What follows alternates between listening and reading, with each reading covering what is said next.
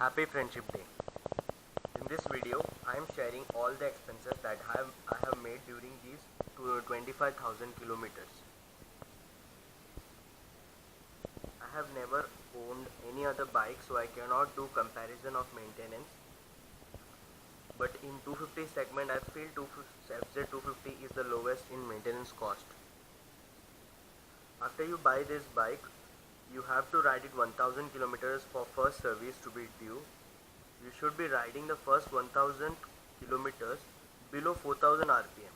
So the bike speed would be near or around 60 kilometers per hour. So this is the first bill. The engine flush and all those things. The cost of first service was 1254 in May 2017.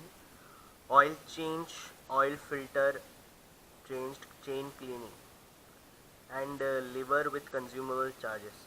The reason for liver was while parking on side stand, I did not correctly open the side stand, due to which the bike fall down, which broke the clutch lever, so I had to change it.